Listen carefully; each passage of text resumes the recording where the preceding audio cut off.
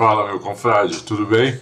Hoje, 31 de maio de 2025, ou seja, amanhã, entramos no sexto mês do ano de 2025, passando muito rápido, né? Muito rápido mesmo. E tivemos hoje a classificação para a nona corrida da Fórmula 1 de 2025, o GP de Barcelona, da Espanha. Os pilotos conhecem muito bem a pista, principalmente os mais veteranos. Os novatos conhecem um pouco menos, né? Mas conhecem bem também, porque correm em todas as categorias aí. Mas é que os veteranos, além de correr em todas as categorias, antigamente faziam todos os treinos aí, testes aí, pré-temporada em Barcelona, então conhecem muito bem a pista, né? E é isso, quer dizer, o carro que vai bem aí em Barcelona é uma pista muito eclética, tem reta grande, tem curva de alta, curva de média, de baixa. É um carro que, quando ele vai bem aí, ele vai bem na maioria das pistas da Fórmula 1. Né? Não em todas, mas na grande maioria das pistas ele vai bem, né? E vimos que a McLaren não sofreu nada com essa nova diretiva técnica da FIA das asas dianteiras, né, que não podiam mexer. Todo mundo aí achando que a McLaren ia perdeu nada. Aliás, se olhar bem, pouca gente perdeu. Acho que não dá para dizer que alguém perdeu, né? Então, que alguém perdeu realmente alguma coisa que seja relevante. Então, o segredo da McLaren continua sendo realmente um carro muito bem equilibrado, um assoalho muito bom e principalmente a suspensão, né, muito boa também, que permite que o carro vá o mais baixo possível sem desgastar a prancha de baixo e aquele esquema que eles têm de isolar o calor dos freios para não ir para os pneus. Então é um carro que ele tem todas essas qualidades. Então ele faz esse conjunto de qualidades, faz com que ele seja um melhor carro, difícil de ser batido, principalmente em corrida, apesar de não ter vencido todas as corridas. E eu não acho que seja um carro dominante, né? Um carro dominante geralmente coloca meio segundo em praticamente todas as pistas do campeonato, no segundo colocado. Não é o que tem acontecido com a McLaren. Inclusive nós vamos ver esse meio segundo hoje, como é que foi, né? A diferença do primeiro, né? Quantos carros chegaram em meio segundo? Quer dizer, ele é o melhor carro, mas tem dois pilotos muito de ponta, dois pilotos que sabem tirar muito, muito do carro, sabem muito bem com o carro. Eu sou a favor desse tipo de abordagem, né, do chefe de equipe. Se você ter dois pilotos, né, principalmente quando você tem um carro bom, né, não precisa ser nem o melhor carro, mas um carro bom, você precisa de dois pilotos para ganhar o campeonato, no mínimo o campeonato de construtores, né, que é o que mais importa para as equipes, não para os fãs. Os fãs querem saber dos pilotos, mas para as equipes o mais importante é o campeonato de pilotos, porque é onde vem o dinheiro, né? A diferença do campeão de construtores para os outros é bem grande na premiação. Então, a McLaren tem isso, a maioria das equipes de ponta tem isso, menos a Red Bull, que tem uma disparidade entre os pilotos já faz tempo, né? O Tsunoda não mostra a condição, né, de disputar com o Verstappen, assim como o Liam Lawson não mostrava, assim como o Sérgio Pérez não mostrava, assim como o Ricciardo no final da carreira não mostrava, né, assim como aquele outro, De Vries também não mostrava. Quer dizer, a McLaren, a Red Bull precisaria colocar um piloto melhor ali, um carro difícil, um carro que tem uma janela muito estreita, né? É um carro bom, um carro rápido, mas ele tem uma janela muito estreita de funcionamento, um carro muito arisco. Então você precisa de um piloto que seja muito preciso, um piloto de ponta, né? Reconhecidamente um piloto de ponta, para poder chegar aí em segundo, às vezes disputar com o Verstappen, né?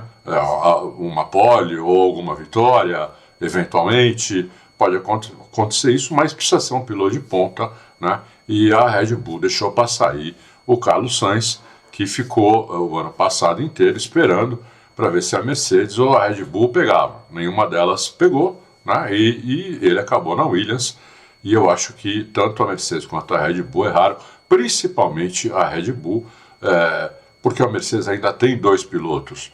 O Lúcio, um piloto muito de ponta, um piloto de elite mesmo, né? E o Antonelli com um futuro aí brilhante, né? Ela contratou mais pelo futuro mesmo dele, e ele está aprendendo, e está aprendendo rápido também, né? Mas a Red Bull não tem isso, entendeu? Então a Red Bull tem o Verstappen, que é um piloto top, e os outros são pilotos muito comuns, né? Não são pilotos de ponta, são pilotos medianos, né? Não são pilotos ruins, mas são pilotos medianos. E você pega um piloto mediano e pega um piloto como o Verstappen, a diferença realmente fica grande, porque hoje a Fórmula 1 está muito apertada. Então, como eu falei, nós vamos ver o que meio segundo faz com a Fórmula 1. Vamos começar logo falando do treino. Aí estão os três primeiros, você está vendo na tela, né? É uma imagem, inclusive, que está se repetindo algumas vezes aí, né? Com o Piastri na pole, o Norris em segundo e o Vespa em terceiro. Às vezes, essa imagem dos três, né? Com os três primeiros, está se repetindo direto aí, né? Então, às vezes muda um pouco, o Norris está em primeiro ou o Vespa em primeiro, mas parece que são sempre esses três que conseguem fazer as três primeiras posições em praticamente todas as corridas que tivemos até agora. Na classificação e até muitas vezes na corrida também. Bom, vamos falar aí de todos agora, né? Nós temos aí o Tsunoda, que ficou em último. Ele não entende por que ele não... Por que ele está andando devagar, né? Ele fala que a volta é limpa. O problema é que a volta está limpa, mas ele está realmente devagar, porque ele não consegue encontrar a janela do carro, que é uma janela muito estreita, que faz com que o carro seja mais rápido, né?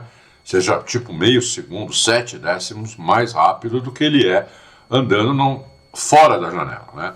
Você não consegue encontrar essa janela, e na janela que ele anda direito, não comete erro, a volta é redonda, tudo, mas o carro fica mais lento. Esse que é o problema, ele não consegue andar na janela que a janela máxima do carro, que o Vespa consegue, né? E por isso que a diferença deles é grande, e acontecendo isso já com esses outros pilotos da Red Bull que já foram embora, que eu já falei quais são, né? Por isso que eu digo, precisaria de um piloto de ponta, que um piloto de ponta consegue achar a janela máxima do carro, né?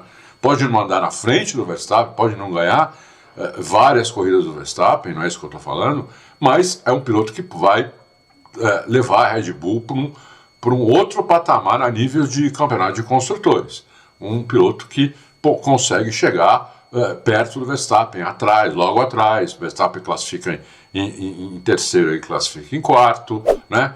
Uma corrida ou outra ele pode dar umas cutucadas no Verstappen, eventualmente pode até vencer o Verstappen em alguma pista, né? Então é isso que eu estou falando, né? Então a gente tem que explicar direitinho, senão as pessoas começam a escrever muita asneira, né?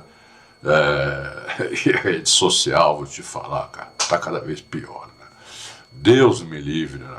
Gente que... Bom, então esse problema do Tsunoda, né? Ele não acha a janela do carro, então ele, tá? Às vezes ele anda um pouco mais perto da janela certa, anda mais perto, mas agora em Barcelona não achou nada.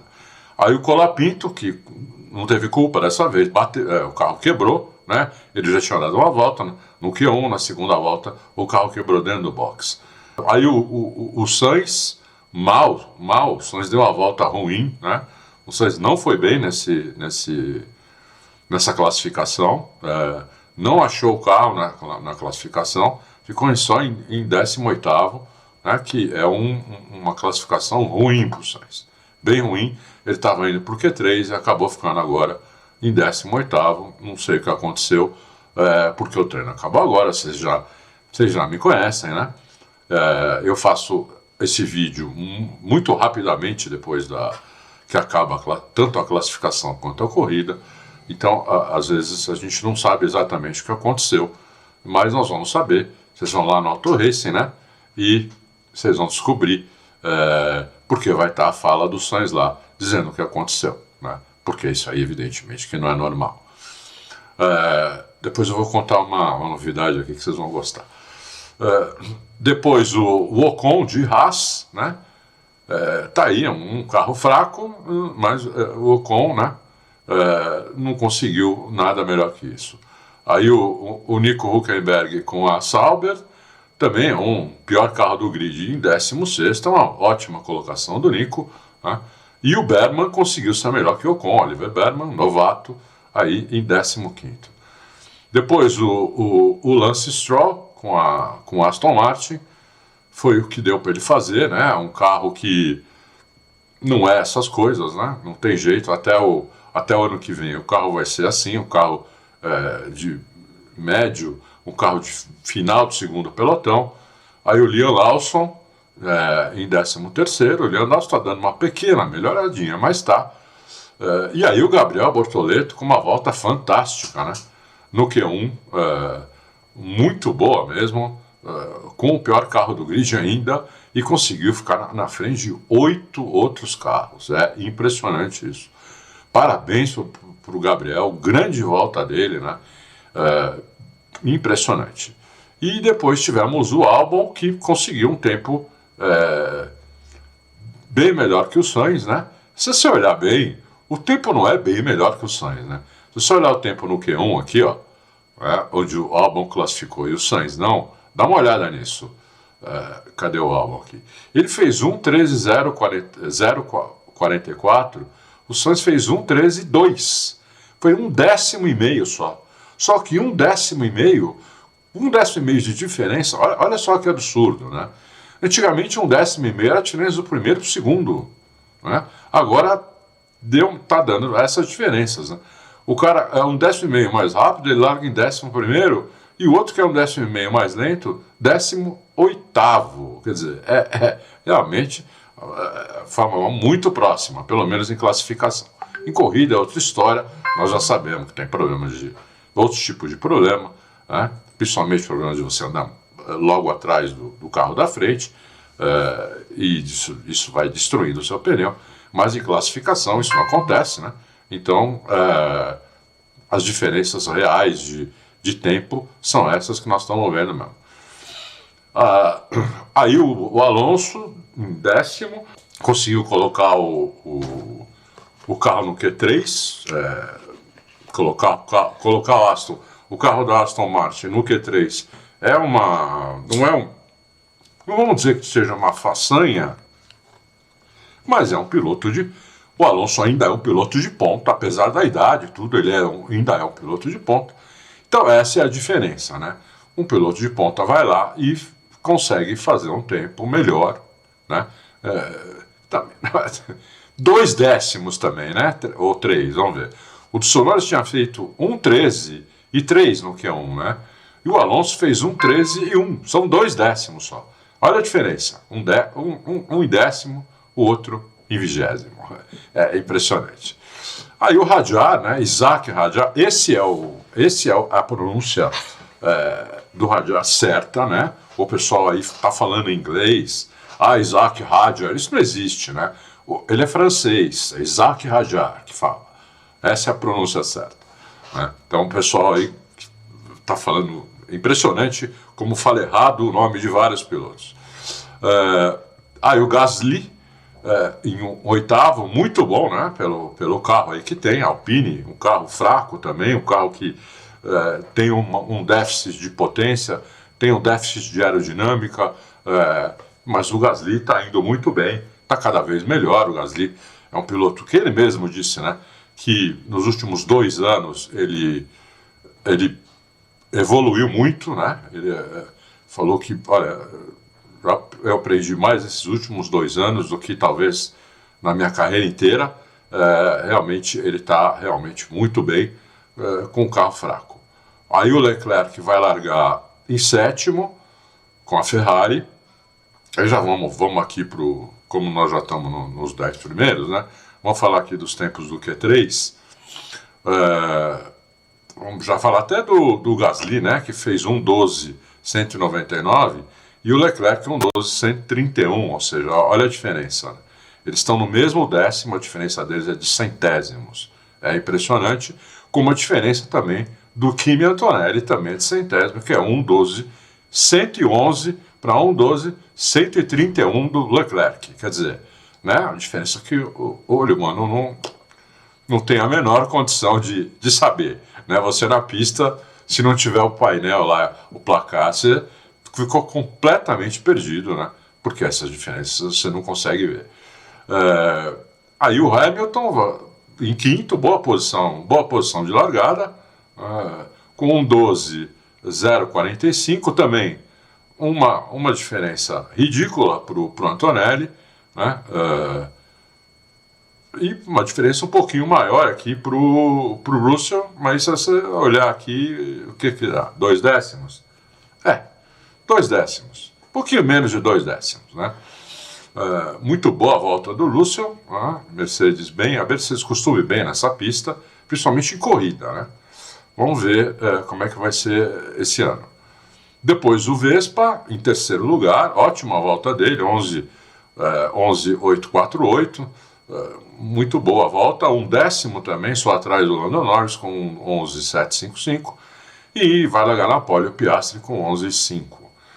Se você olhar bem aqui entre o primeiro e o Hamilton, o quarto, se você estivesse na pista, se fosse uma corrida, eles iam chegar embolado. Porque a diferença de meio segundo é essa que eu vou falar agora. Entre o que eu vou falar começou e acabou. Começou, acabou. Passou 4 carros. Essa é a diferença, meio segundo. Entendeu? Então, quer dizer, se fosse numa corrida, eles iam passar embolados. Ia precisar talvez de um Photoshop, igual tem em corrida de cavalo, para descobrir as posições dos 4. Né? É impressionante mesmo, que está competitivo isso. E amanhã a corrida já é diferente. Né? A McLaren, na minha opinião, é franca favorita, porque é um carro que preserva muito melhor os pneus. Né?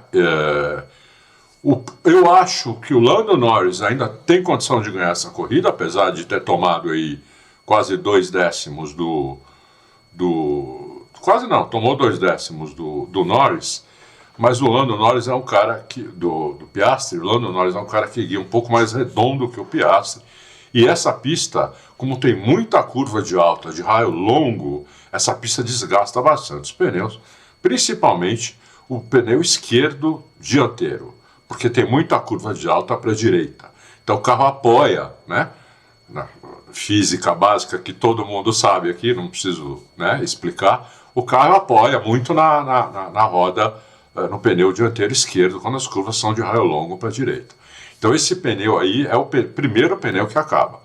E depois é o pneu esquerdo, traseiro esquerdo. Então tem que tomar cuidado, tem que andar o mais redondo possível, o pneu durar um pouco mais. A luta entre, eu acho que o Piastri e o Norris vai ser essa. Quem vai conseguir andar mais rápido economizando o pneu. Né? Isso é muito importante nessa pista.